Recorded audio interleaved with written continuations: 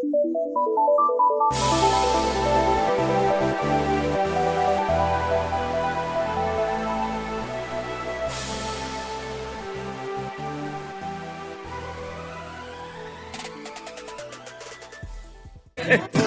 me turn her down. Hold on. Let me turn her down. I'm like, okay, boom. You got it. You got it. What up, what up, what up, what up, what up, what up, what up, what up, what up, what up, what up, what up, what up, what up, what up, what up, my peoples, my mother. There it is. Peoples. What's happening, man? Not too much, man. Man, what's up, fellas? How you doing? And I can't call it, man. Ladies and gentlemen, we got my dog Frankie Beverly back in the building. The one and only friend of the show, friend of the movement, hard work Hall of Famer himself. Oh, yes, indeed. What's up, Frank? What's good, my dog? It's another Saturday. Yeah, I know that's right, man. No, I gotta clap it up for you too, fam. Let me shout out to Frank. Frank. Yeah, you gotta give it up for the bed, man. For sure. What the fuck? What was that little thing you just put in there, dog? What was that that sound effect, bro? What did it sound like? To the brother. Oh, I don't know. I don't know that. I didn't put that in there. Let me try it again. Let's see. Yeah, there was a little noise in there. Yeah, like to the brother. Like the air horn. Really? Okay, all right. Maybe we don't mess with the sound effects. Maybe this ain't the show. All right, man. What's up, man? How's everybody doing? Oh, wait a minute. What the hell is this? Hold on, man. Let me see something. This might be on my end. Oh, yeah. Oh, that was me watching that CNN post that you posted on Facebook about the those thugs who were in the Capitol. The thugs, those criminals. All right, let's go. They should be locked away and the key thrown away. What I appreciate is that article. So I sent that article. I posted an article yesterday. Was that judge was like, listen, you are staying your ass in jail. You are staying yourself behind bars until further notice, because what you did was egregious. Yeah, that was a slap in the face of all government officials themselves. Like, they think we full of shit, huh? They think we something to play with around here. You gonna just kick your leg up? Yeah. Well, that's a good segue. I'm glad you brought that up. Like, so there's another reason. Along with Frank just being like our guy and a friend of Quality Minutes, and been working with us for the last couple of weeks. We got some things coming up that we're working with Frank on. But aside from that, like, there's a reason he's on the show, and like some of the things that we wanted to talk about was like, people who have been formerly incarcerated folks, and that transition back into outside society, and some of the challenges they've been facing, because Frank has had that experience, and he's gonna talk to us a little bit about that. So just shout out to Frank, man, for being here, man. Because that's a hell of a transition, man. That's a hell of a transition. And there's so many brothers and sisters in America who have to deal with that every single day, trying to get back in the real world, man. Yes, and for those who do it the right way and positive, man, we got to commend y'all, man. Give them a shout out for that, man. Shout out to all the people getting back in America. I mean, getting back in society and doing their thing, man. Clap it up for them one time. Oh, okay, all right, I got you. Clap up one time for that, man. We see y'all, man.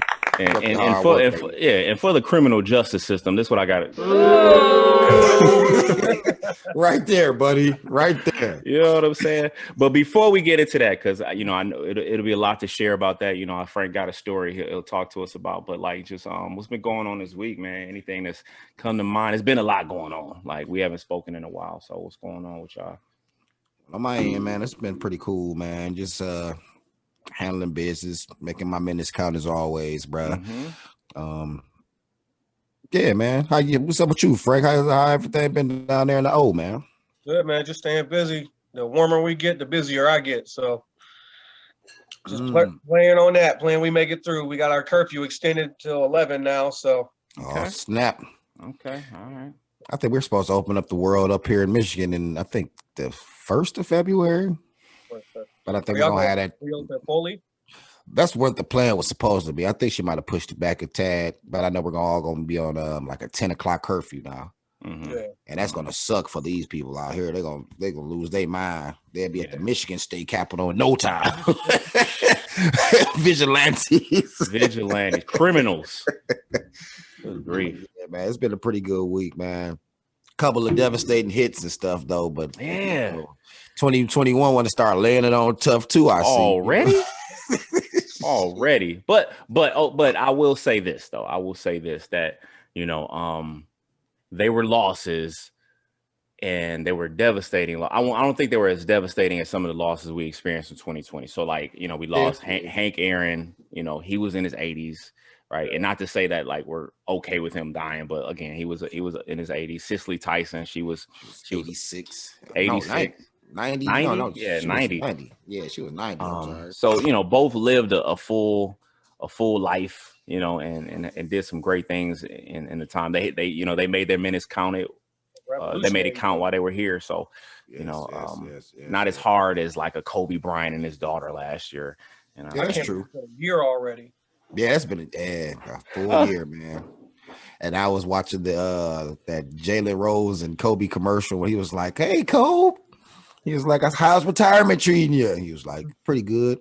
He's like, "Hey, Mr. Bryant, what you want to drink?" He was like, "Give me a what do you say? Give me a martini." He was like, "How many olives do you want?" He was like, 81.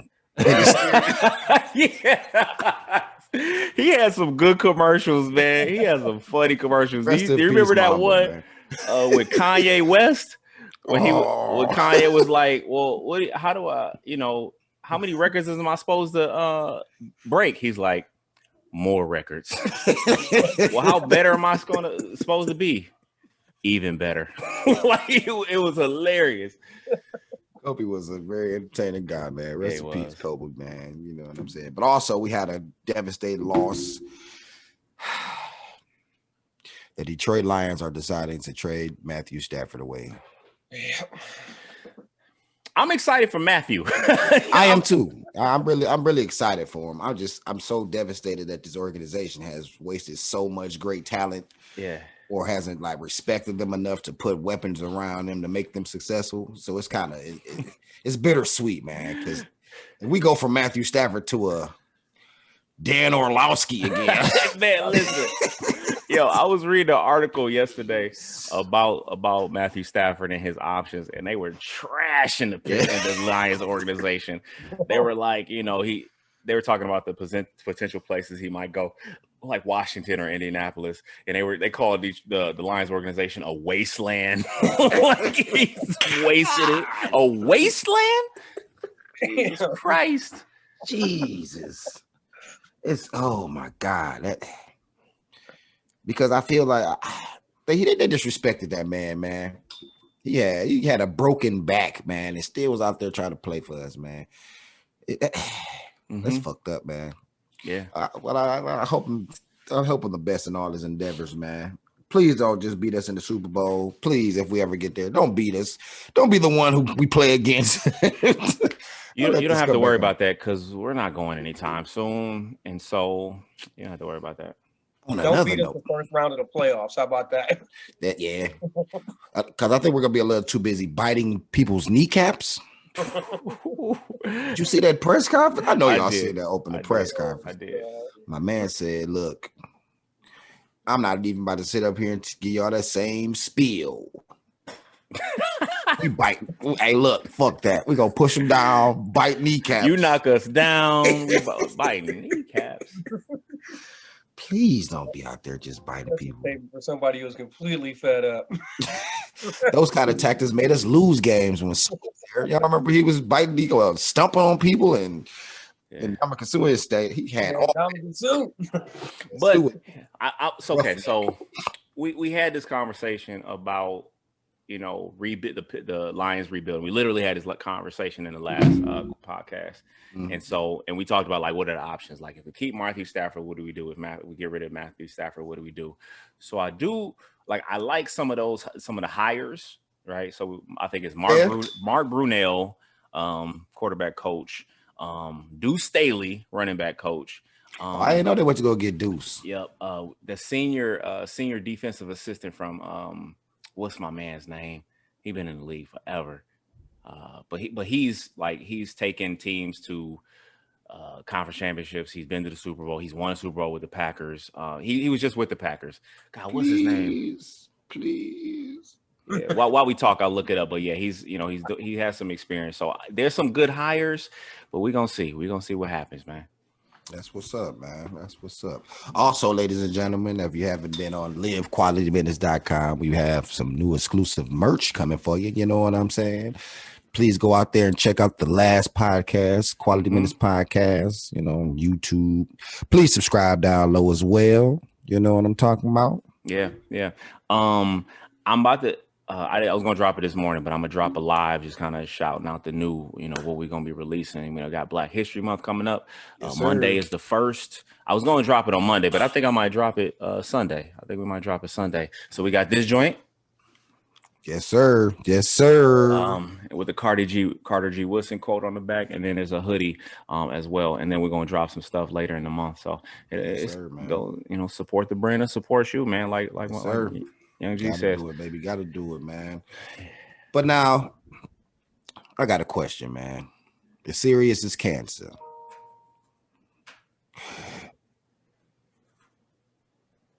It's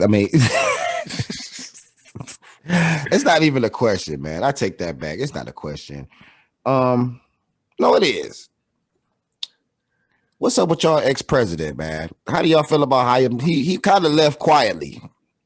You know what I'm saying? He kind of went out kind of quiet. You feel me? Why is that? Like, he said he's gonna be back. What do you mean? What do you think he meant by that? I think he means exactly what he means. I feel like The Simpsons has the answer. You know what?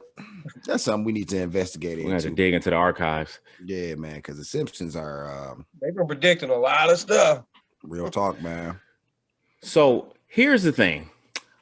He will be back, because I think in this very toxic 4 years that we just experienced, like, he has amassed a pretty significant following of people that we saw what happened a couple weeks ago at the Capitol. Like, if he has the ability, the influence to have people break into the Capitol building of the United States, and people are empowered to do that, and people are empowered to call black people niggas on camera and feel comfortable with it, and like just do stuff like that, and then plot to kidnap governors. Like, he has amassed that kind of following. Why not? Why not come back? You know what I'm saying? Like, why not? You know what I'm saying? Why not? I think he could be a rapper right now, dog. If he dropped a mixtape, that bitch would probably sell more than any Drake LP ever created, bro. 70+ million people voted for him, dog. He gonna, of course. He needed to get a tattoo. Like, him and MC Hammer got the biggest entourage in the history of the. Yeah. No, he killing Hammer. Yeah, Hammer. He killing Hammer. Hammer time wasn't running up in the camera. The goddamn camera. No way. They touched this. Oh, hell no. We would have got touched. Hammer tried that kind of shit. Heck nah. But dancing his ass right in that cell. Right. He been pumps and the bumps in that 6x9. You do not want to wear them shorts in there, buddy. That was a pretty vulgar video. I remember Deion Sanders was in there too. Niggas was in that boy. Wait, what kind of party is this? Yeah, first of all, Hammer, are you on wood right now? Get out, please. Are you on wood? Somebody get him together before we start filming, please. Jesus, leather ass. Jesus. Oh, what is? Yo, Deion, you should have told Hammer, hey, my man's, bro. Go get yourself together real quick before get yourself together. I don't think I've ever seen a rapper other than Hammer do a video in Speedos. Have you? I don't think I wanted to ever see another rapper in Speedos because of the fact that he even did it. I think that shocked the world. Like, that's a bold move. The workout video. Was he on death row at that particular time? I think he might have been on death row. Yeah, I don't know if he was officially on death row. He might have been, man.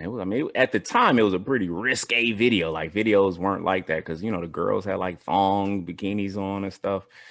I just couldn't imagine it being Hammer because he went from you got this to pray. You got to pray just to make it today. To pumps and a bump. Pumps and a bump with the shaft on. Come on. please calm down, man. Yeah. But he had, but Trump did release people like Kwame Kilpatrick, bro. Yeah. Shout out to Kwame. Shout out to Kwame. Oh yeah. Wait. Yeah, that's true. That's true. He did. That's Kwame, Lil Wayne, Kodak Black. My whole thing is, why didn't they free Big Meech? Listen, I believe all that stuff is performative and it's political theater. Like, you know what I mean? He know that much of his base is predominantly white. Like, so you do stuff like that to try to capture, you know, people of color, you know what I'm saying? Our demographic. Because another thing is, like, he's lost a lot of young people, right? Like, a lot of young people do not mess with him, you know, according to data. So, you know, you do stuff like that. You have, you know, you have rallies and you have Lil Pump come out and you have, you know, Lil Wayne and photo shoots and stuff. So, you know, that's what it is. Kanye. Jeez. Yeah, what else is going on out here, man? No, I was gonna run that off for something like, so with him releasing these prisoners, and we were on a conversation about like reform when you get out and stuff. So like, Frank, like when you got released from the clink, you know what I'm saying? Like, how was that first? I'm saying, how was your first 3 months of readjustment? Like, you know what I'm saying? Your first 30 days, actually. How that first 30 days, was it tough trying to get back to the norm of things? You know what I'm saying? I mean, yeah, I was on felony probation for 2 years after I was released. Mm-hmm. So, like, on the specific list they gave me, there's a checklist of 24 things. I had 22 of them crossed off that I had to accomplish. So, like, when you say you crossed off, mean like you did those things or you accomplished those things, or no, I have to while I'm out. Since I've been out, my probation officer gives me this list and says I have accomplished all these things before they'll release me from my probation. Wow. Oh, wow. So if you do those 24 things before the end of your probation, are you released earlier? No, because, you know, most of it's about money. Like, as soon as they were paid off, they let me go. Like, I got out July 9th, 2004. And then my probation ended April 28th, 2006. So I still technically had like another 3 months of probation left. Mm-hmm. But because I went in and paid them that last bit, they released me. Like, oh, hey, it's all good. Don't even worry about that damn checklist. Yeah. Go ahead about your business. Right. Bologna's assault, attempted murder. It's fine. Oh, you got the money. It's all there. Yeah. Oh, okay. Check your money order. Yeah. But that's a good point, man. Like, people forget about that part of the criminal justice system, like the bail and the money and the fines that are needed to be paid, that are required. I originally posted a $10,000 bail, which was at 10. That was at 10%, so it was 100,000. Sheesh. So at 10%, it was 10 grand. Mm-hmm. And I went to court for 5 months, from Thanksgiving to April was how long I went to court. Mm-hmm. Trying to fight. So let me back up a little bit, Frank, and you certainly don't have to talk about, like, you know, the incident that, you know, that landed you there. Huh? It's record, and I've served the time for it, so it don't matter to me. All right, cool. So I want to talk about, you know, like, you know, what happened, you know, the process, you know, you being arrested, going through the criminal justice system, and then being in there. So, like, kind of talk to us, like, how'd you end up in that situation? Well, it was a high school fight. Mm-hmm. I hit this kid in the middle of the lunchroom. The thing that did me in it, I was 18 and he was 17. Oh, charged you as an adult? Yep, charged me as an adult. So I only hit him once in the mouth. He was like 6'3" or something like that. That's a big little kid. And they throw you in the clink. You must have knocked his block off. Oh yeah, I knocked him out cold. It was you and me. Yeah, he's 6'3", dog. Well, I was aiming for his nose and I couldn't reach him because I wasn't tall enough. So I hit him in the mouth. You know, I broke 6 teeth, his palate, And then when he hit his head on the ground, he didn't brace himself because he was unconscious. He had shunts in his brain and they started bleeding. And I didn't know that, you know. So, which is interesting because it sounds like they charge you with the results of it. Like, you know what I'm saying? Like, you certainly were you weren't, I'm sure that wasn't your intention to make all that happen, right? You were just, in a fight, and then he all this happened. Running his mouth, and I was a teenager, and I wanted to shut him up, you know? Right. And I was trying to find him and talk to him for like a couple weeks before that. And he just kept avoiding me because what he was hearing from other people. And I'm like, look, I just want to sit down and talk to you. Like, I don't know you. Why are you talking about me? Yeah. You know? So that was the only time I could catch him was in the middle of the lunchroom, and it just happened to be in front of everybody. And that's when tempers start flaring up, and people have crowds and shit. They start you got chest poke out a little bit. Yeah, you got to put on the show when your peers are around. What? What? Yeah. So you tried to resolve it, like you tried to holler at him before that, and then he was like, nah, I went, or he just didn't hear from you. He was feeding off of other people and then also still running his mouth, you know. Yeah. And you can only like try to resolve something for so long until that's true, you know. So middle lunchroom, I hit him. He hits the ground. I get on top of him to hit him some more, but he has his feet on my chest, so I can't reach him. So after about 3 swings, I backed off, and when I backed off, like the teacher swarmed me. Yeah. You know. Yeah. They took me to the office. The police came. I was in handcuffs, but by that time he had already gotten the ambulance and went to the hospital. So another thing I didn't know is because the person for the incident wasn't there, they couldn't legally arrest me without him saying that was me. Like, even though everybody else saw it, they had to have him say it, you know? So let me ask you, so before this incident, like, had you had any prior incidents with law enforcement, or had you had incidents like this at the school before? Nope, this is my first offense. Dang. This is my first offense. And like at the school, like when I went to court, all the teachers, like they were like the counselor and like 2 or 3 of the teachers came and vouched for me because I was, you know, I wasn't a good academic student, but I was a good person.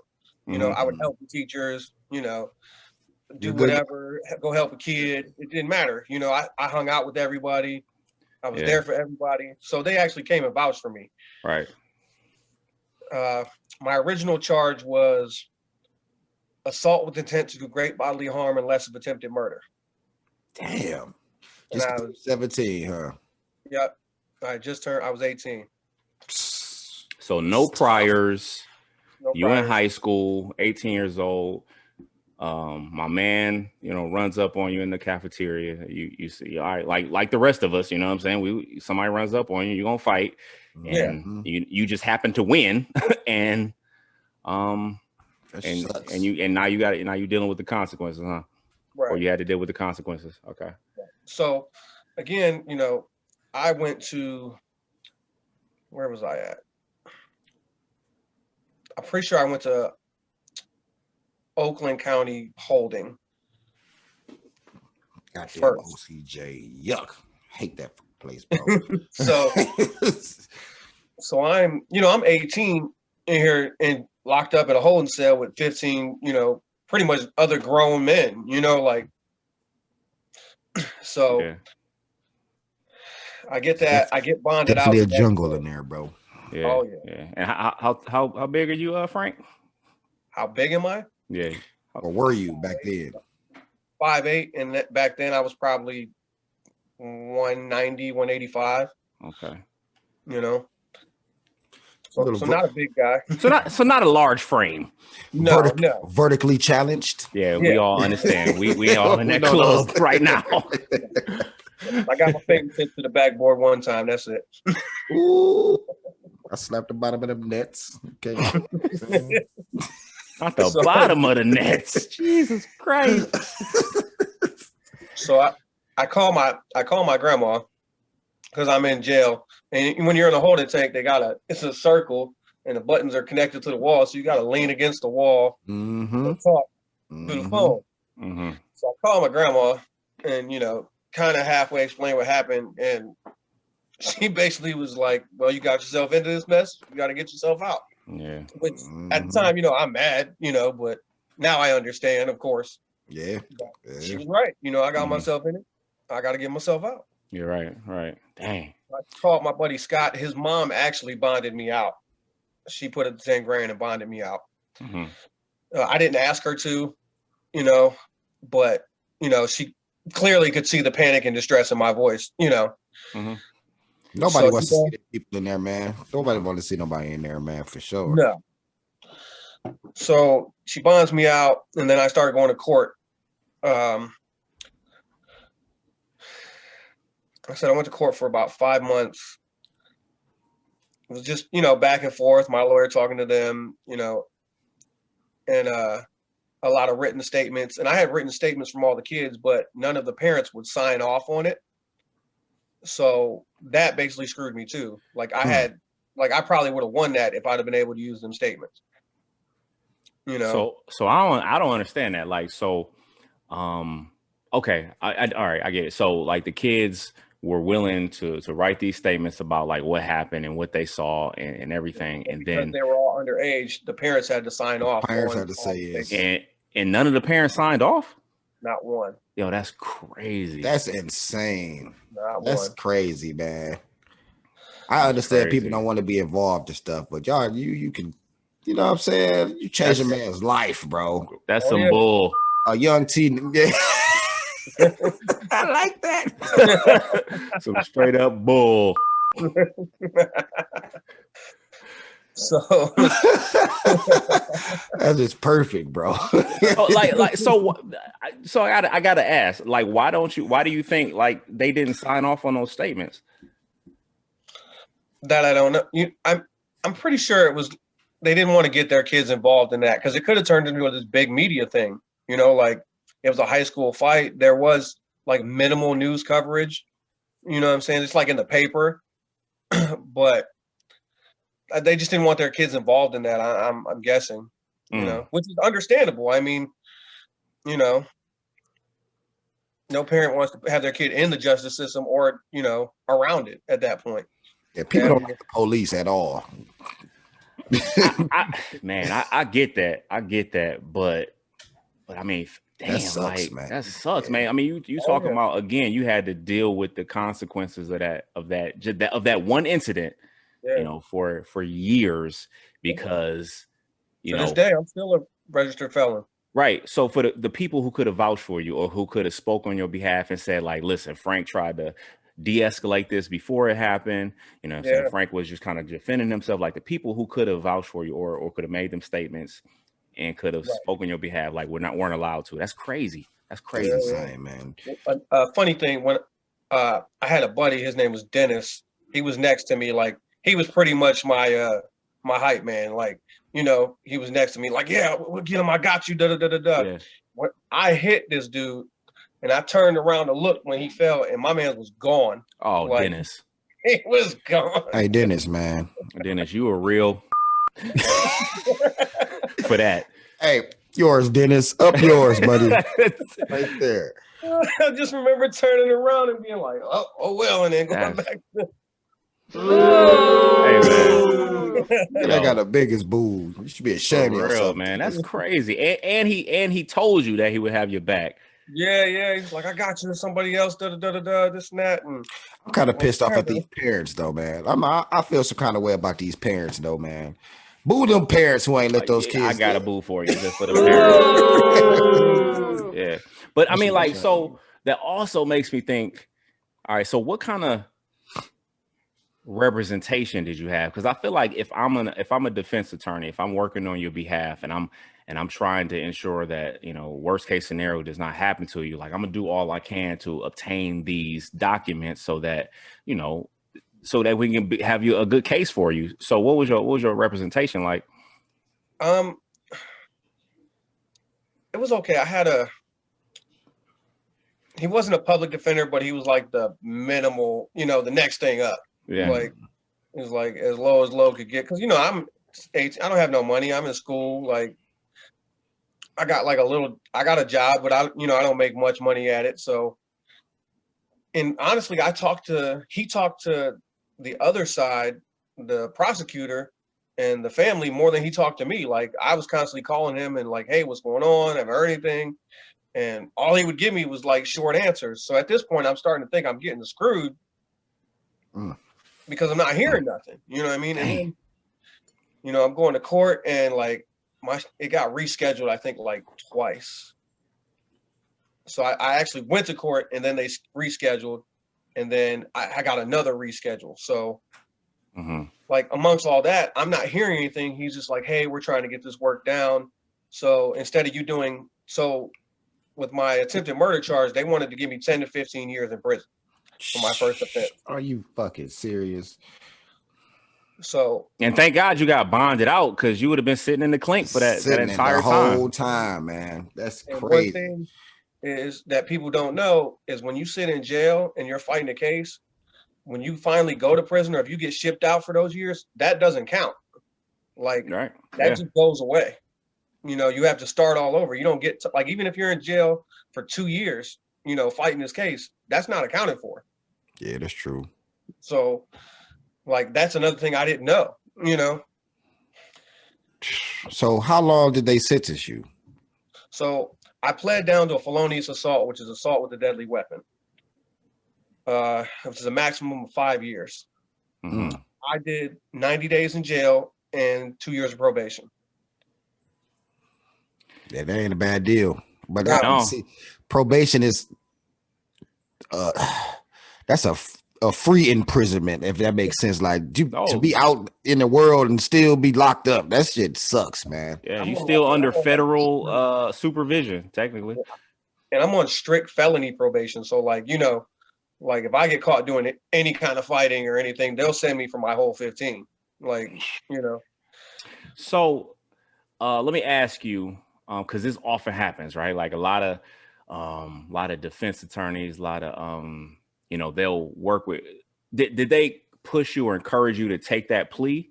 Where they like, listen, like here's the deal. You know, if we take it to court, you know what I mean? We may not win, and then, you know, it's 10 to 15. Or you can plead to this lesser charge, and then, you know, you do your 90 days, and then you'll have probation. Was that the conversation? That was my plea, and I had to plead no contest, which is basically saying you're guilty. They don't tell you that, but no contest, when you plead no contest in court, is you're basically saying you're guilty without saying it. Dang. And which I was. You know, I wasn't denying the fact that I hit this guy. You know what I'm saying? I was trying to plead my case on why and the harassment I put up with for a couple weeks beforehand. But, you know, without the statements and without anybody else, you know, the only thing I had was the counselors, you know, ensuring the judge that I'm a good natured person, you know. So, but like, so I appreciate you taking responsibility for that, Frank. But what I'm thinking is, again, you got into a fight and they escalated that to attempted murder. You know what I mean? Like that's the issue for me. You know what I'm saying? Like attempted murder? No priors, no, you know, no instruction with the law, no record of me even being in trouble with the law for, you know, like, you know, smashing a car window or, you know, something like that. I mean, did you have any school discipline issues? Other than not showing up, I don't think so. Oh, well, I mean, like stuff related to what happened. No, not that I can remember. Dang. And ladies and gentlemen, Frank isn't black either. He's not. I am not. He's not. So just, you know what I'm saying? The smallest, be careful out there, man, because a few seconds can change your life. Yeah. Just a few, man. So that's why we preach, make every minute count the right way. You know what I'm saying? Because, damn, your first offense, and they tried to throw the book at you. The book. Because I mean, go ahead. Told me he wanted to make an example out of me. You know, like it's my first. It was a fight. Yeah. You ain't used no weapons. You didn't jump them. Like, you know what I'm saying? That's crazy. I mean, how many fights have we seen in high school? Like countless. Right. I've seen countless fights. How many fights had he seen in his own courtroom? Like, you know, give people life for this boy. Come on, man. Sheesh. Yeah, my high school fight turned into a life-altering decision or a choice. That's crazy, man. Yeah. Come on, judicial system. Come on. So I was locked up in Macomb County, which Macomb County Jail is It's a super max jail. It's 13 floors. The higher the floor, the Super higher max. the felony. Super max. For The a higher high the school floor, the fight. higher the felony. I was on the 11th floor. Damn. Like, I'm on the floor with most of the people I was locked up with were getting shipped to go into prison for horrible things. You know, so like my first roommate, he was going to prison because he caught his neighbor and his wife in intercourse and chopped him up with a chainsaw. That was your first roommate. That was my first roommate. So let me run this down real quick. Let me just run this down. You're a first-time offender. Yes. 18 years old, 5'8".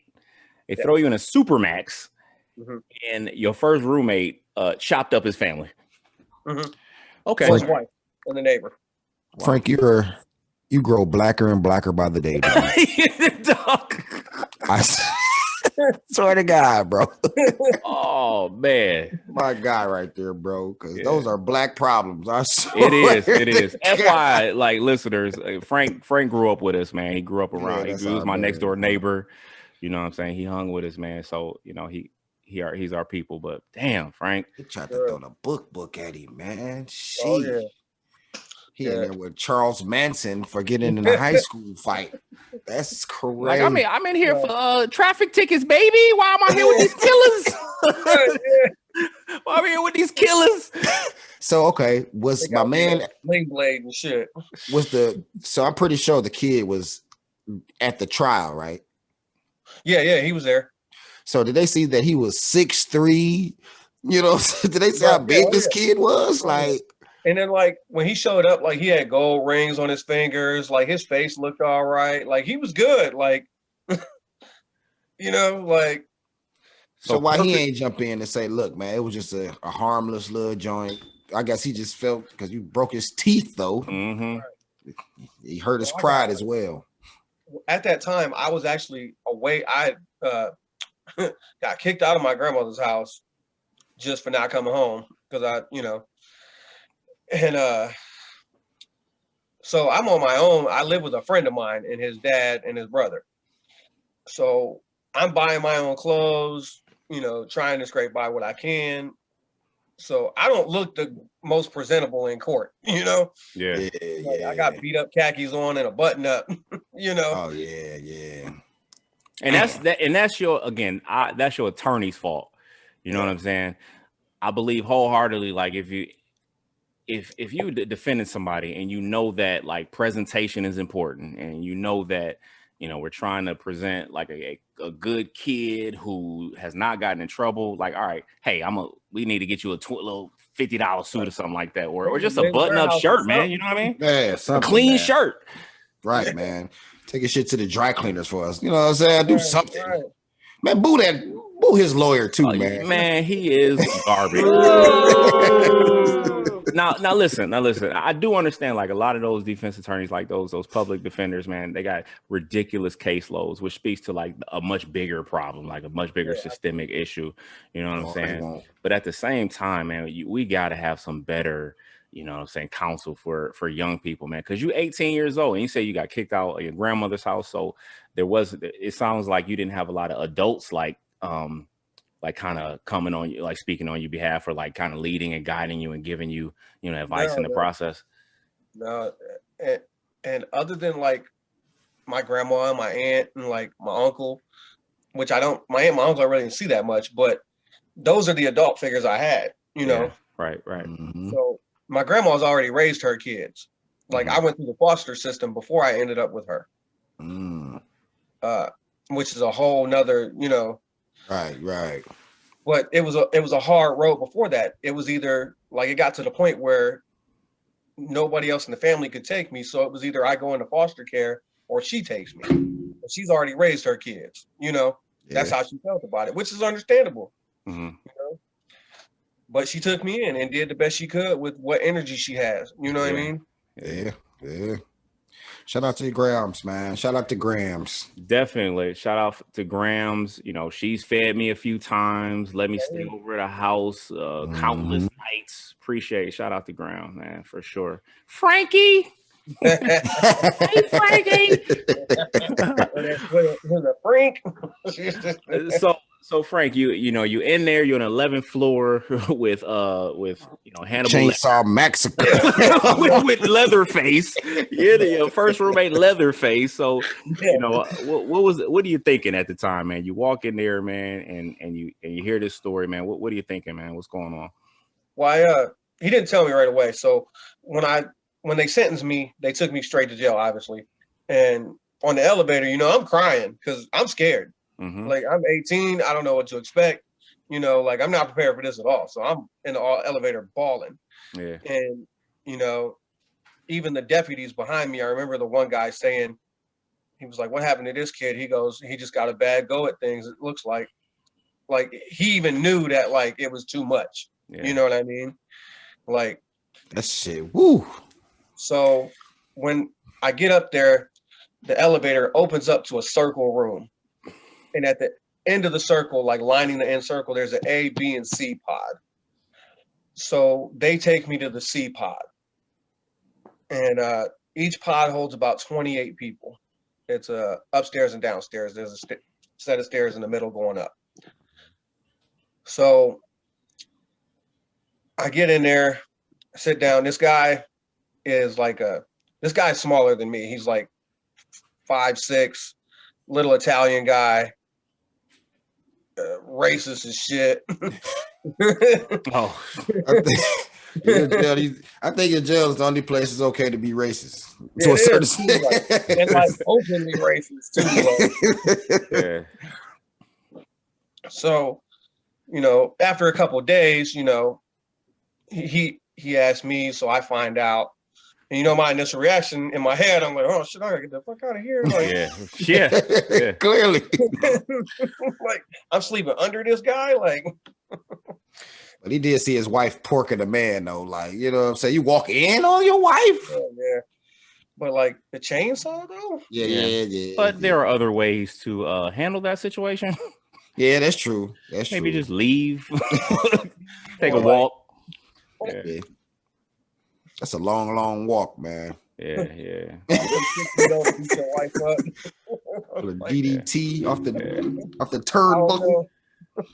That's crazy. But which, I mean, again, like that speaks to some other things like mental health concerns. Because if you would take it that far, like, I'm sure we will all flip out in that situation. We all would flip out. Oh yeah, but I'm not going to get no chainsaw, bro. Nah, man, because that takes time. You know what I'm saying? That takes time. Prime it, put gas in it, like, bro. For you to be in there just hacking away, that's the part. Like, whoa. I mean, you skip right over the hatchet that was sitting on the wall. You got to go to the damn shed. Right. And at no point you said, you know what? This is a bad idea. Let me just get up out of here, man. You know what? Dang. That bitch just revving that boy. Like, you know what? Nah. I know it's a bad idea, but fuck it. My second roommate was getting shipped off to prison as well. He was going to boot camp. They did like a boot camp reform. And then they send you to prison. Like, it takes some time off your time. Yeah. Okay. But like they treat you like, like you the lowest like piece of dirt, like they spit at you, step on your toes, like shit crazy. Less than human, they treat you. Yeah, pretty much. And then my third roommate was a old black dude. His name was Pops, we called him. He was cool. Like, I did my last, like, I think like 35 days with him. And he was real laid back, real cool. Pop sound like one of them dudes in the movies that gives you great advice. Like one of them old heads. He was my mortgage. Man, look. When you get out here on these streets, nah. You know, that's pretty much movies. There's an old black man that just always gives great advice. A magical Negro. He'll never even look at you. Just be reading a book. Like, be careful out there now. I see it all now. Father time. They a roommate with Bagger Vance. Well, he was cool. My unit they called us the fuck up unit. Because we Why they call you that? because we were always locked down. Somebody always had a razor or got into a fight or Yeesh. yeah, it was like I was locked down in my cell for probably maybe a little over half that time, like just in my cell, like from people like fighting. One dude like cut this dude up with a razor and a comb, like just crazy nonsense. Yeah. Like, yeah. So Frank, let me ask you. Like, I mean, I think we're all aware that like just the prison system is not. It's not rehabilitative. I don't know if that's a word. It does not rehabilitate, right? So would you say that like and being incarcerated kind of increases people's tendency to engage in like further criminal behaviors? I guess it depends. It depends on the person, I guess. I mean, I know people that because they don't have a home in the winter, they do something horrible to spend the winter in jail and then get out. Yeah. Like just because they don't have any other option. And then there's, what they call lifers, like the ones that just keep repeating and just go back and and that's all they know. Like they know how better to jail than they know how to than to live on the outside. Like, It's a comfort thing to them. Yeah, they be comfortable in that mug, man. Which sounds crazy. It just sounds so ridiculous, to think that you would rather be in that place than. It sucks, but they feel like it's not as much responsibility on them. You know what I'm saying? Like, shit, freedom is tough. Like, it's tough to be free. Yeah. True. So it's a lot that they have to deal with. Because I had a few family members who were incarcerated for tens and 15 doing bids, bro, and they got out and. It just felt like a revolving door because they go right back in for something. Get back out, go right back in. My sister's dad is locked up right now. You know what I'm saying? And it's tough. It's tough. Especially like if you live like, if you're experiencing like abject poverty, like if you're just struggling out here, you know what I'm saying? And you don't have a lot of options, then what options do you have? Take a lot of risks, man. You're gonna take a lot of risk. Yep. Real bad risk, man.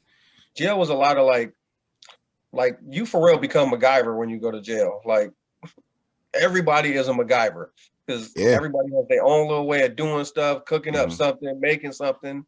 Like we used to get these like powdered juice, like fruit punch, and it came in a container like this.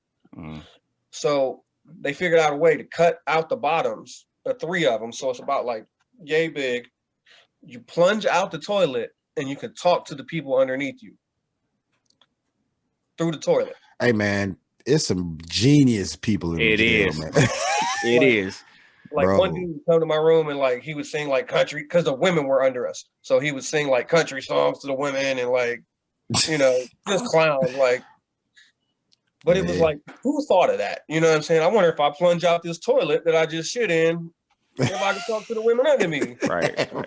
But Greg, you're right. Like, imagine if you applied that ingenuity on the outside to create something, you know what I'm saying, that's useful, that people can use. Like, man, I was locked. Pocket, man. I did 3 months in county jail, man. And in that 3 months, bro, I seen so much ingenious shit. I'm like, what was y'all grades like when y'all were on the outside? Like, because this motherfucker made like a lighter with a bobby pin, a battery, and something else, dog. I don't know how he did this shit, dog. It was so cold. Like, all you got to do is bend this and hit it with this. I'm like, bro, this is brilliance. You know what I'm saying? Yeah. Like, it was making somebody take a tattoo gun with a tape recorder, a guitar string, and a pen. Like a functioning tattoo gun. And he had the joint going in, bro. Like, it's crazy. It's crazy. Dear inmates, please. I believe there's a lot of people that are more talented and smarter that are locked up than some of these people that are doing some of these things. Of course it is, man. Yeah. And so, I'm glad you said that. I'm glad we're having this conversation specifically. I work in education. And, you know, the way the education system is set up, like it's not set up to capture that genius and to get that genius out of people. You know what I'm saying? It's sit at this desk, listen to me talk for an hour, take it, write it down, remember it, and then take it. You know what I'm saying? Like, but imagine if like schools were set up to get that out of folks, to give them that hands-on experience or to try and fail different things. You know what I'm saying? Like, it's people out here with so much brilliance that's locked behind bars, you know, because incarceration, man. Right, because the educational system didn't meet their needs or meet their learning needs. You know what I'm saying? That happens to kids all the time. Like, I see it every single day, man. And I think go ahead, Frank. I don't know if y'all have seen this. It's a documentary. The guy's name is Demetrius Hook Williams, and he was a basketball player. He played with Gary Payton and like a bunch of other people. And there's a documentary of him, and he's been incarcerated, you know, just took the wrong side of the law. But they're saying Gary Payton says like he was better than Jordan. He said he was better than all of us. And they show videos of him, like he's 5'8", and they show videos of him dunking like 360 over a couple standing up kissing. Like, damn. You know what I'm saying? Like crazy stuff. I'm gonna get Earl Manigault. Yeah, pretty much. Like, but his name is Demetrius Hooked Williams, and it's a lovely, sad documentary. Untapped talent, man. Untapped talent, brother. So that junk is crazy, man. So you're in there, you're seeing all this craziness going on. Right. So when it was time, you know, the time in there started to end. What was that transition like when it was time to go? It really wasn't anything up until I knew the day I was getting out. Like, because you know, I can't do anything with it, so I might as well keep the same routine I've been doing. You know, just to make the days pass. The night before I got out, I didn't sleep. I was up all night. You know, they came over the speakers. They were like, "Frank, you want to stay for breakfast?" And I said, "Fuck no." Right. What kind of question is that? Like, I will humbly pass, motherfucker. Right. Can I take it to go? Give somebody an extra tray or something. I don't bet that shit. That's a sound I hope I never hear again. Trays, gentlemen. Oh man. Oh yeah. I swore. Fucking bag nasties. Pigeon on a stick for Thanksgiving. Oh god. And when I was locked up, man, I was locked up from December to March. And so I missed all the holiday season in that month. I was pissed off. And those COs don't make your stay that easy at all. Like they just be pricks, like, man. Especially if you know you like, they just, some people just do too much, man. I feel like it's a lot of those people who are officers or something like that. They get in those positions because they were either bullied or something back in the day, because this is the perfect time to get their revenge on or take out anger or whatever the case they do. Like that shit crazy, man. Like crazy. So since both of y'all had that, you know, that experience, kind of talk to me about like, because again, that's not a healthy environment to be in, right? Like, not at all. Like how do you cope? You know, how do you cope mentally? You know what I'm saying? How do you get up every single day and say like, all right, I got to keep my cool? What do you do? Because for my first 2 weeks, like I laid in bed because I was so depressed and didn't want to mess with nobody. And there was finally a dude that was like, look, you can't sleep your time away. You're going to have to get a routine and stick to that. Strictly routine. Like you say, man, like I end up seeing one of a guy who I grew up around, you know what I'm saying? So I'm like, oh, okay. And he was hanging with a few motherfuckers, but we'd play cards and work out and shit like that. But just get a little routine, call your people, write letters. You start using a lot more of your brain while you're in there. I tell you that much, because it's endless thinking. Like, damn, you think about what you should have did, how you could have prevented it. You start putting yourself on the outside, wondering what your people doing, and it was a collaboration of shit that got me out that motherfucker, man. I was writing music at the time, so I was really in there jotting rhymes down. So it was just like I did battle a lot of people while I was locked up. Like once I started like freestyling, and like writing actual content was hard, you know, being locked in the cell, but freestyling for some reason still came extremely easy, you know, just but I remember they would set up like, Wednesday battle nights or, whatever. Man, it was times, bro. And on the commissary sheet, right? They'll let you get certain things, and they had a mini radio. I think it was like $20 or something. So everybody who was in the little pile with me had one of these little radios and shit. So Friday night, in Detroit, had the jit music, the club music be on, right? So we'll be so we'll be in that boy like, hey man, where we at tonight? Like, man, we at Plan B, nigga. So, so everybody had their music banging in there before lights out. Oh man, what tonight? So I had Ray's Boom Boom Room. Hey man, what we wearing in that joint tonight, man? That's right, Ray's Boom Boom Room. What I'm doing, Ray? What got me at, Ray? Man, I can't remember half the dude's name I was in there, boy. It was some cool with brothers out there, man. If y'all listen, if I ain't seen y'all in a while, man, I hope y'all doing well out there. You know what I'm saying? Staying out of the way. Everybody's got nicknames. Nobody uses right. My nigga Jones. I do remember one new name is Jones. Nigga look like LL Cool J cousin. My dog Jones, man. All right, Frank. So Frank, you. Oh, I'm sorry. Go ahead, Frank. So I was in for my 19th birthday. I was locked up. So I called my mom and talked to my sister. My sister was like maybe 3, 4 at the time, just to make y'all feel old. She's 25. Please don't even say. Please don't do it. She's older. Let's just say that she's older now. So I'm on the phone and she tells me happy birthday, and she goes, "Did you get a cake?" I was like. I'm like, no, listen, I'm locked up. I did something bad. You don't get presents when you bad. She goes, you didn't get no presents, no card, no nothing? I'm like, no, listen, I'm locked up. And I said, actually, you know what? This old guy that was locked up with me did give me a birthday card. He was like 69, sent me a card. But it was just funny. She was like I could see the befuddledness on her face through the phone. Yeah. Like, it's your birthday. You gotta have cake. Right. Yeah, like who don't give cake on your birthday? Right. But I mean that also speaks to like how incarceration impacts just more than the person who's been convicted of a crime. Like, you talk about your little sister, your grandmother, like it impacts the family, man. It impacts everybody who's involved in your life, man. And it's expensive as hell. Yeah, it is expensive trying to connect with your family inside of those walls. Those fucking phone calls were like $25 a minute or some shit. Like it was ridiculous, bro.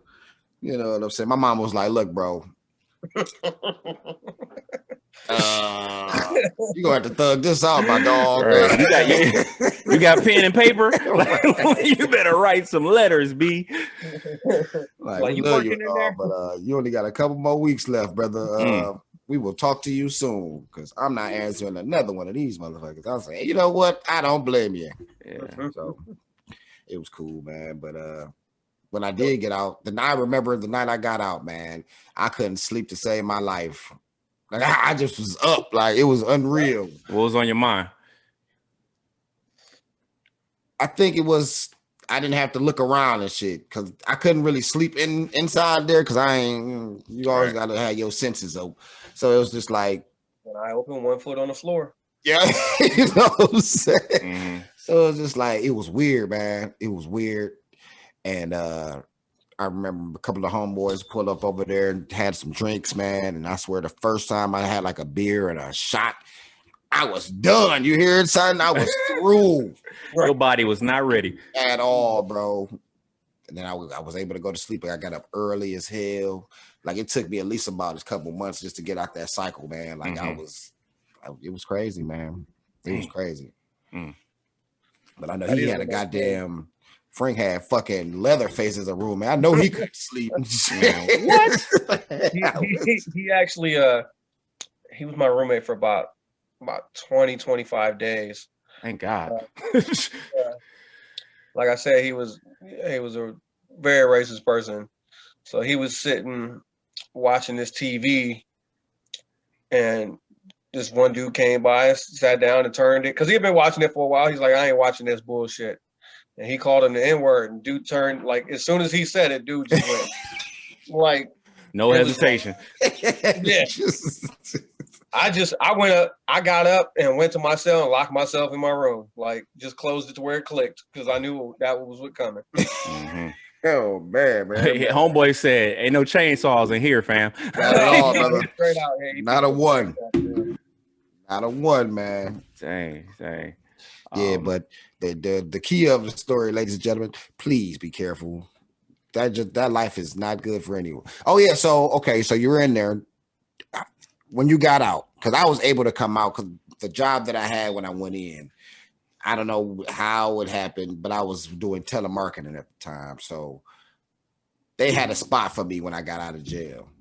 Now, was your transition that easy, Frank? Like, did you have something to come out to? Did you have a job? Was it hard to find? Especially with on you? Yeah, my mom, she was a manager at this apartment complex in Waterford at the time. So she basically made me the groundsman and the painter, which my sister's dad was already doing that. So I just jumped in the line and followed him. When I got out, we went to breakfast first. And I sat, everything's weird. Like, it's almost like everything's heightened. Like, I don't know if you felt like that, but everything was like, you were super aware of everying. Everything's brighter. Yeah. Like, you're touching everything, like people are looking like, is he on X? What the hell's going on? But like, I remember eating breakfast and like running outside, looking at my mom through inside the diner, like, I'm outside. Like, you know what I mean? That's how you got outside. Like fresh air, baby. But I got out Friday, and then Monday I had to go see my probation officer. My probation officer, the first guy, was not a nice person. I sat down, I said, "How you doing?" He said, if you piss into the wind wrong, I'm sending you to prison. I'm like, "Oh, well, nice to meet you too." Damn. Like, flat out. Sheesh, it's a high wind. What you want me to do? Yeah.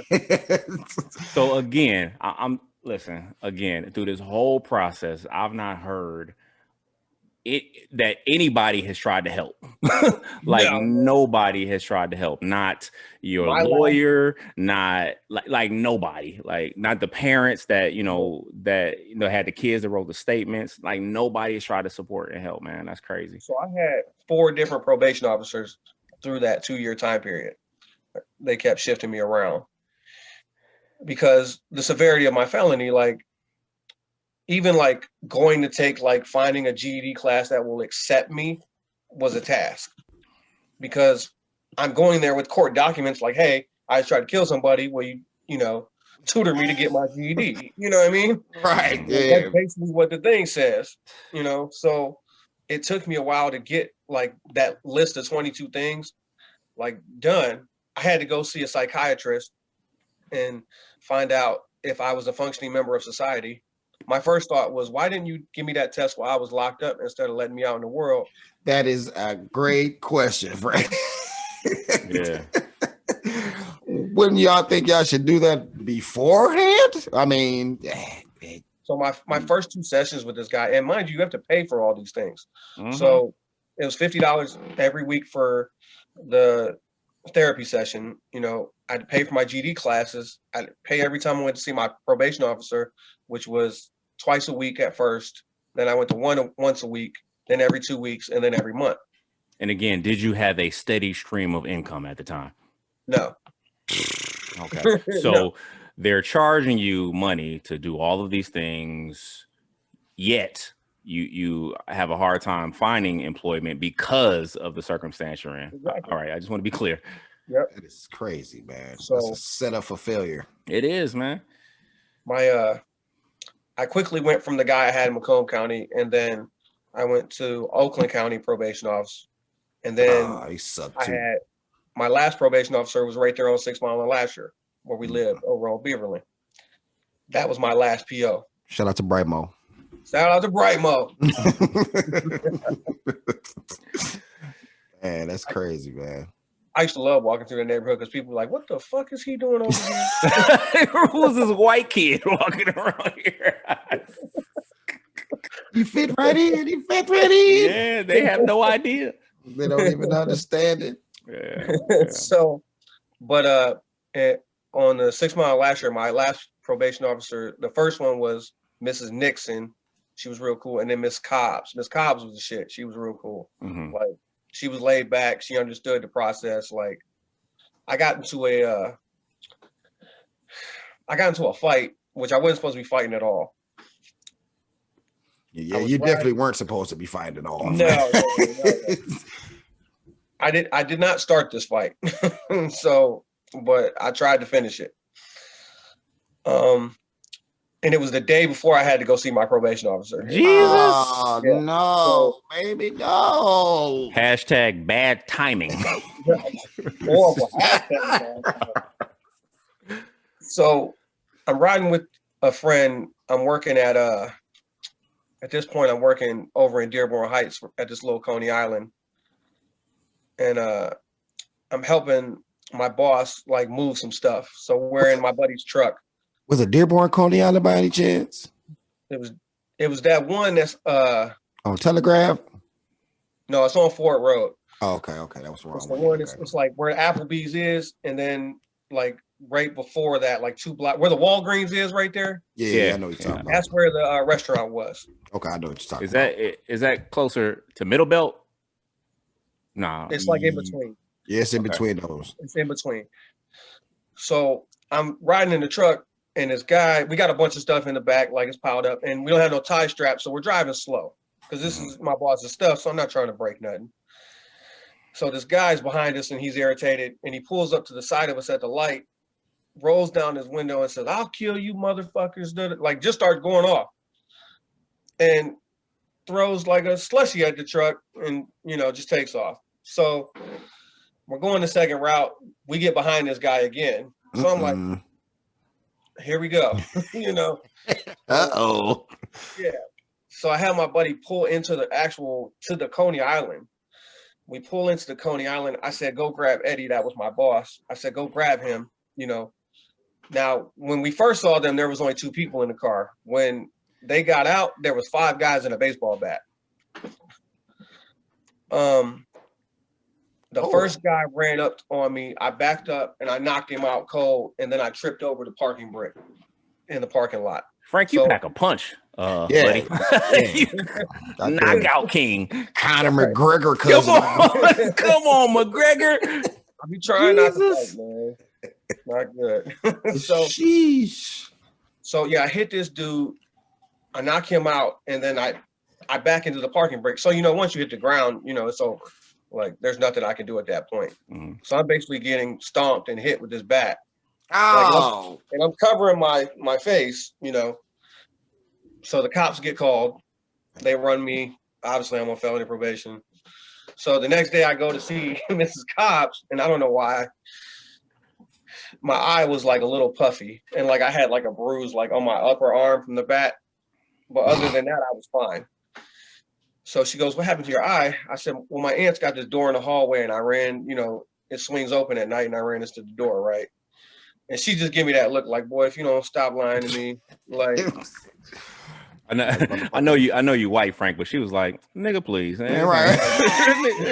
Come on, man. You got a fight club going on over here.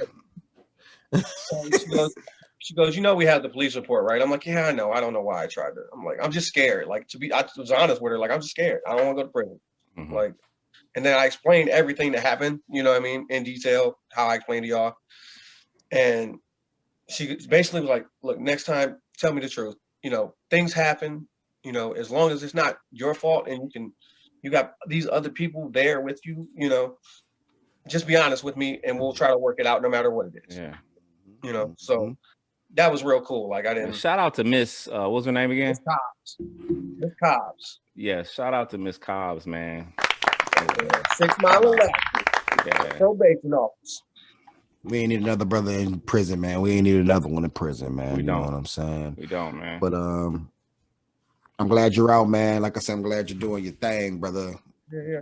You're not making your old mistakes take over your life. You know what I'm saying? And I feel bad for what happened, and I even still feel bad to this day for that kid. You know what I mean? Like, that wasn't my intention to do that. Mm-hmm. But it just got to that certain point where it's either discredit yourself more as a man, or mm-hmm. handle it. You know, it was a phrase by a wise brother back in the day. It says, don't start no shit, won't be no shit. I mean, I'm familiar with this philosopher. Yeah. Man, hey, don't get the barking at the moon if you ain't got no bite, baby. Gotta tell you. Yeah. So when everything was done, out of my pocket, I had forced out about $23,000 in that 2 years.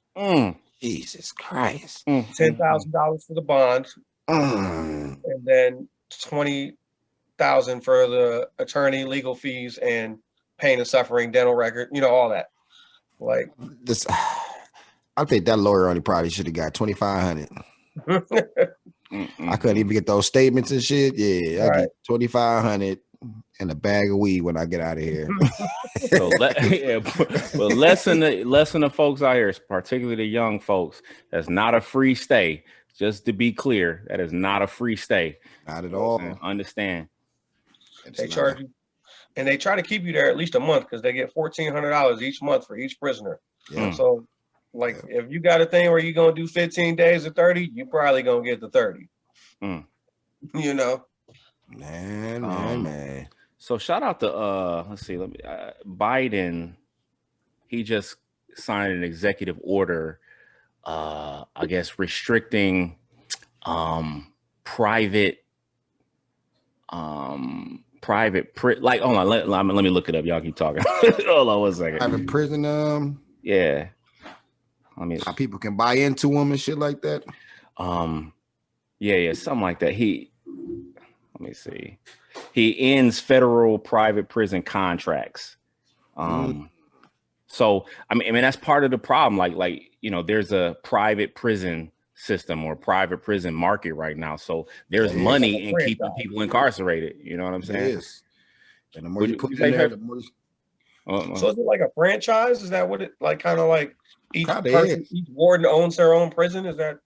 Well, the warden is like the manager, right? But there are corporations, right? Yep. There are corporations like like Johnson. I'm not saying Johnson & Johnson, but there are corporations that own, prisons, that own, prison land, and that's big business because because again, like they get money for every prisoner that goes in there, and a lot of times, and y'all probably seen this, like they have prisoners in there doing work and making things for the outside world. Like there's a lot of products right now that people use that's made inside of prisons, and that's practically slavery. Like because that's all it is.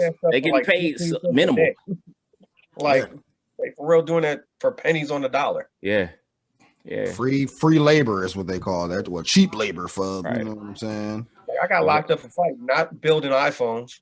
Yeah, exactly. So again, like there is an incentive for these corporations and companies to have people locked up and to have people in those prisons or whatever. And it's big business because they usually place them in these little rinky-dink small towns and counties.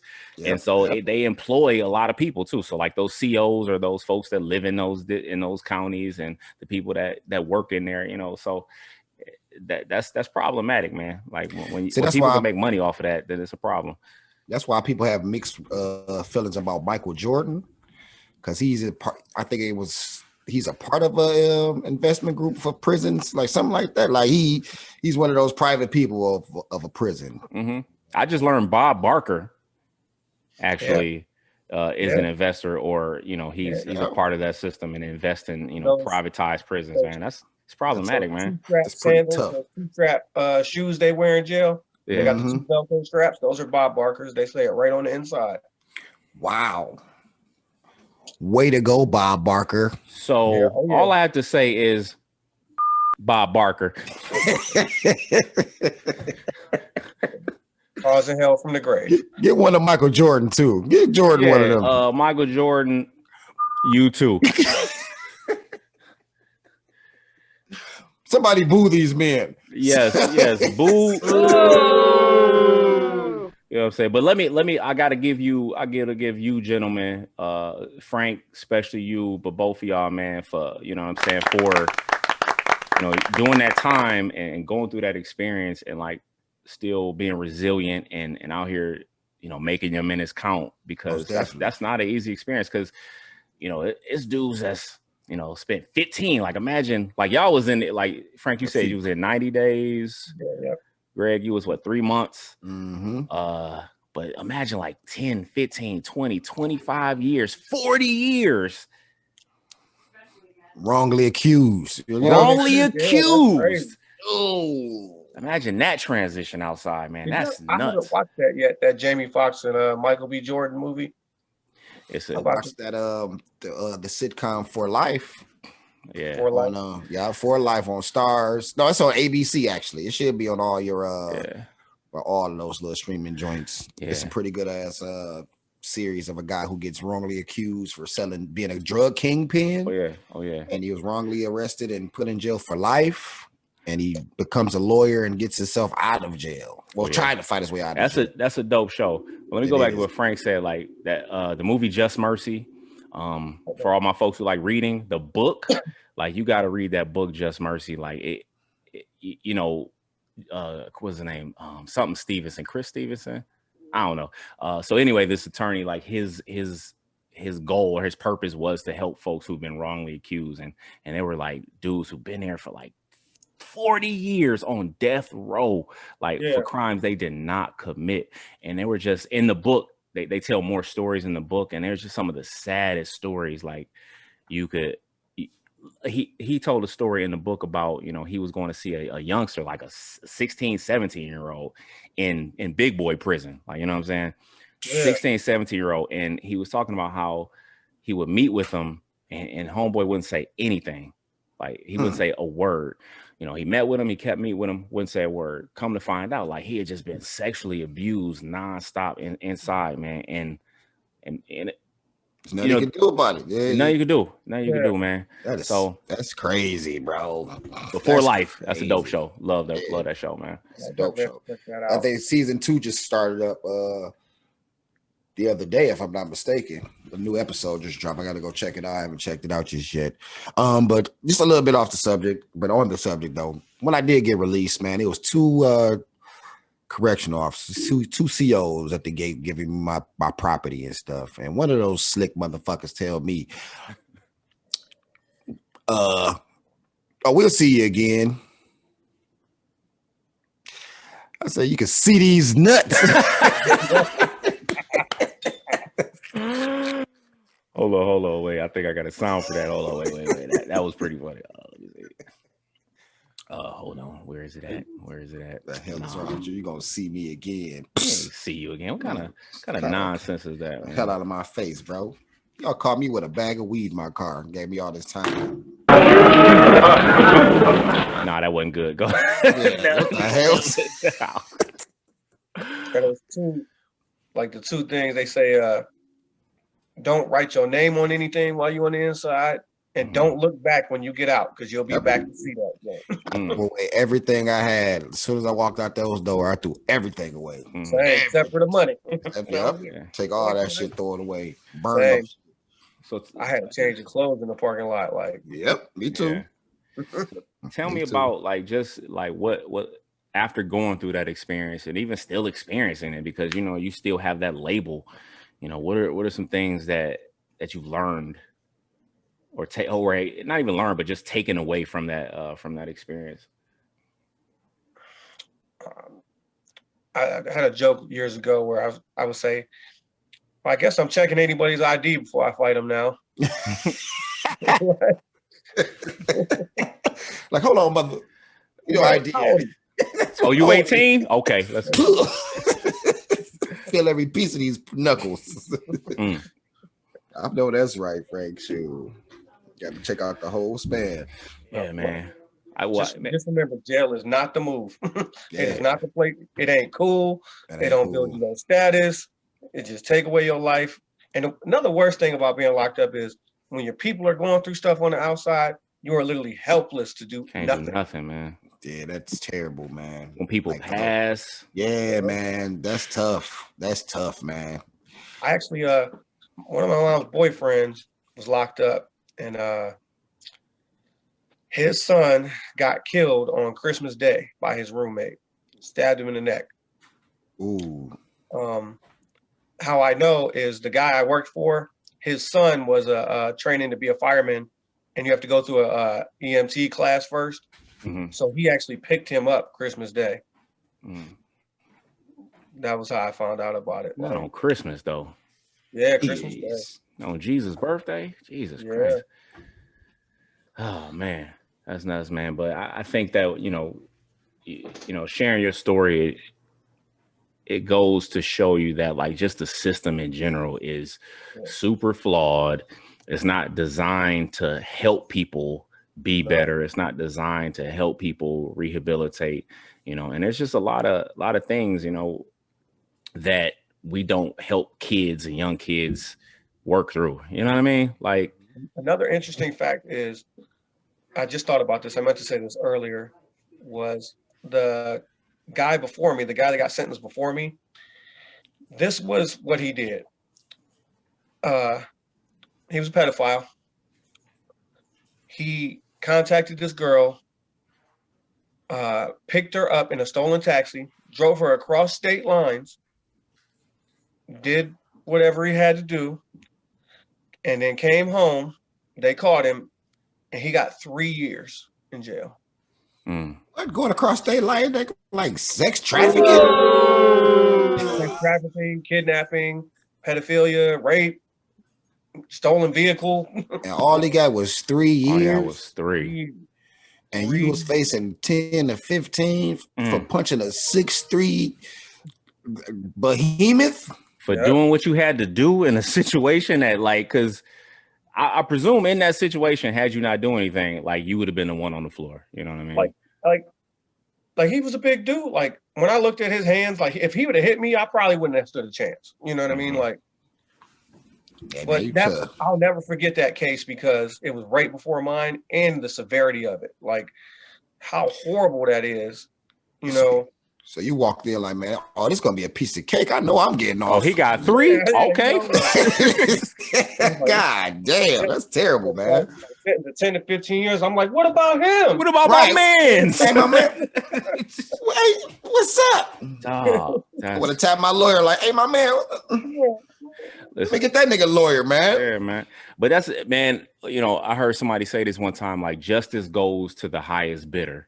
And so people with money who can afford proper representation, or people, even with people with influence and connections, man, like, it doesn't matter what you do, man. You will get the benefit of the doubt in those situations. I even look at our president right now. Like, our president has broken the law. Like, our former president, has broken the law with mounting evidence, right? And you know what I'm saying? Like, and he is walking the streets right now. And he is wanted in different countries, man. That's you got a warrant in a whole other country. I'm sorry, I don't keep up as much as I should. I'm not a politics person, so. Me neither. It just, this guy was an asshole. The shit just pop up on your phone like, what? Because I never want to follow him, because I never wanted to keep it, just because he used to just say some blatantly disrespectful type of shit. So I just couldn't sit there and watch him the whole time. But shit. So long story short, I mean, we're talking about, he is accused by many women of sexual assault.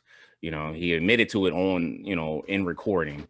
We're talking about tax evasion, right? His taxes show that he has evaded taxes, and that's what they locked up Capone for. Like, they put Capone in prison for tax evasion. We're talking about like that recent insurrection in DC, where he essentially like riled up these people to go do that. And again, he's still walking these streets, man, and that's crazy, man. That is crazy. Inciting riots and you still free. Hey, man. Somebody boo this man. Yeah, you definitely do. Yeah. So, but that's my problem with the criminal justice system. And like, it's, it shouldn't be you can get off because you got money, right? Like, and now there are some cases where things do work out. You know what I'm saying? Like, I mean, as they should. But I feel what you mean. Yeah, for sure, it do work. They put the people who need to be in there too. But then the ones who they just gotta keep tweaking it. You know, it's an everyday process, man. There's a lot of cases tweak like it, man. mine and other people where they get either too much time or don't get that chance, or or they want to make an example out of them. Yeah. There's way more of that than there is actually justice. Look, judges, please stop reacting off your emotion. Look at the facts, man. You know what I'm saying? You let a guy who took a fucking kid across state lines to do certain things, and you put a kid who's had a high school fight in jail for trying to put him in there for 15 years because you had a bad day. That's crazy. Relax, man. Yeah, I mean, it's so many issues, man. So many issues in that system, man. We need some positivity. Hold on, man. We gotta figure too, like, with having like the best thing that worked for, like you said, control for the mob.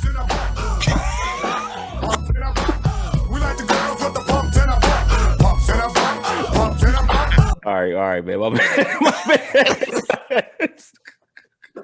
Nigga, a hammer came in. 808. Oh, man, Frank. I ain't mean to interrupt you, man. I was getting pissed off, man. So, like, with like the mafia, the tighter their circle is, the better they, run. Mm-hmm. Same thing with the justice system. It's so filtered and diluted at this point. Mm-hmm. Everybody's got their own agenda. So right. So many things get slipped in the cracks and people get screwed over that don't have money or power or know the right people, Mm-hmm. It just, but it's been like that for years. It's just, now it's more and more because we got these things. We got the phones and a court system. Boop you. I can do my own. You know what I'm saying? Exactly. But so look, man. Go ahead, Speedo. Nah, I was just gonna say, like, the take home message is, man, you do everything in your power to stay out of that justice system, man, because it is unforgiving, particularly if you are a person of color, man. Like those, statistically, it does not work out for us, man. So statistically, like we get higher sentences, more severe sentences, and things like that. So stay out of that criminal justice system, man, and because it's bad news, man. As you heard, man, from Frank's story. But at the same time, on the brighter side of it, you can rebuild your life. Yeah, you know what I'm saying? Yeah, absolutely. Don't ever give up on yourself, man. Not at all.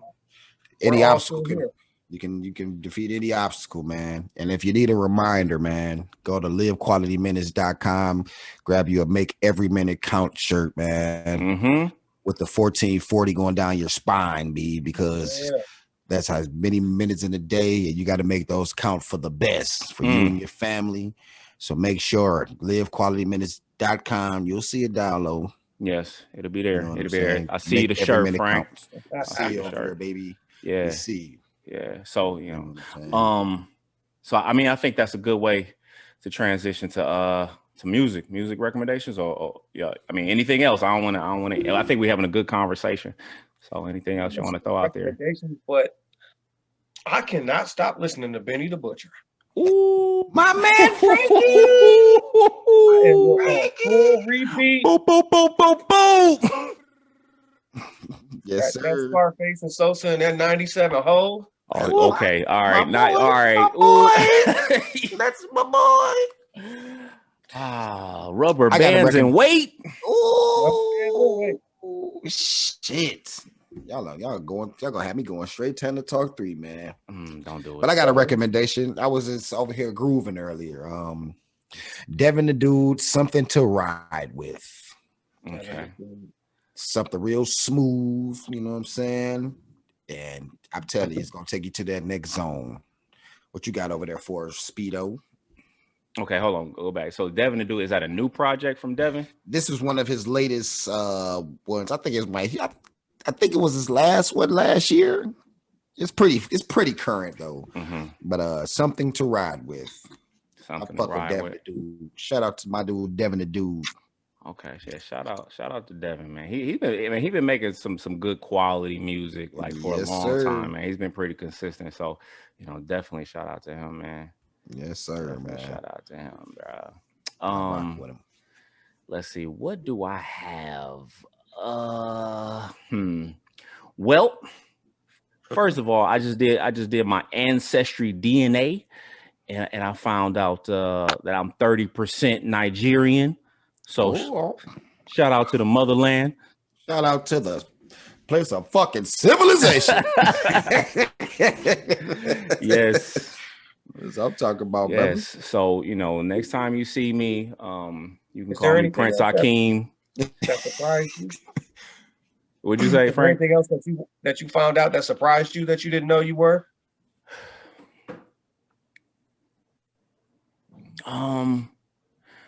Nothing. There was nothing that really like surprised me because like my mom had done it and my mom had shared her results. So I was looking at like all the stuff that was on hers. Shout out to my mom. I love her, but like my mom is like super white apparently. Like she like Wales and Ireland. Like yeah, okay. Yeah, so she has I will say I don't kind of take offense to that, but okay. That's what I'm talking about. Yeah. So yeah. So what I've been listening to, and I made this recommendation before, but I've been listening to WizKid, man. I'm definitely Made in Lagos. It's just a good vibe, man. I've been It listening is, to it man. at work. It's a real solid vibe, man, from WizKid. I enjoy that. And then also another R&B joint is Ungodly Hour by Chloe and Haley. It's a good R&B album, man. They have great voices. And it's just a good little vibe, man. If you just doing some work at the job or something like that, it's cool. It's cool. So that's what I've been listening to. That's what's up, man. But yeah, some great recommendation, man. Also, if you all got a chance to go check out that American Skin, we'll definitely we gonna digest that on the next podcast just to break it down for those who haven't seen it. But please go tap into that powerful movie there. Yes, indeed. Sheesh. Because our next recording will be during Black History Month, so I think it'd be a good opportunity to do that. We could break down some movies because One Night in Miami was released. Tap into that too. That was man. The performances in there were great. Like it were great performances. I do want to check that out for sure. So yeah, I guess we can tap in it all and we kind of talk about those films and stuff like that. Real quick, man, we can't end without like shouting out since the last time we recorded. I mean, we officially have a new president, and they had the inauguration. We were supposed to record in DC, but those thugs, the thugs shut down the Capitol and everything. But I'm glad it was peaceful. Mm-hmm. I mean, we had a whole Airbnb booked, a fly spot right there in DC, but Airbnb canceled all those reservations, so we weren't able to go down there. But it was, thanks a lot, you fucking thugs. The filthy animals. The filthy animals. But man, I cannot stop this recording without shouting out like the women and the folks like Michelle. But did you see Michelle Obama? Hey man, they walked in with so much swagoo. Oh, God, slid that boy with so much swagoo. Between Jill Biden, Kamala Harris, and Michelle Obama, man, them women But Michelle Obama she was looking too good. Let me just say that. Yeah. With the good curls. Shout out to the presidential curls, boy. Obama couldn't even run his hand through that hair. No, heck no, he couldn't touch it. He couldn't touch it. He could not touch it. But I know she had it wrapped up that night before. And that morning she had that boy Yes, indeed. No games out there, man. So, man, let me just say, man, I appreciate y'all, man. Frank, I appreciate you coming in and telling your story. And like, it's a powerful story. And I think that it's a story that needs to be shared in more, right? So maybe we figure out how more people can hear that so that, it could be a tale of caution. To the listeners, subscribe, share, like, subscribe. We're trying to keep the lights on around this mother lover. You know what I'm talking about? So subscribe, hit the like. Make every minute count, man. Tap in to livequalityminutes.com. Frank, you got any last things to say? Hey, you fellas just keep doing the great things. Keep doing the great work. We'll keep this thing going. live quality minutes, you know, follow the whole movement. There's so much more to come. Yes, so sir. much more you guys got going on. Oh man, I got some bad news, man. What up, though? I wasn't recording.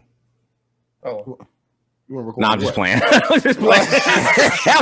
I'm like, I'm looking at the damn record button right there. Like, well, man. All right, man.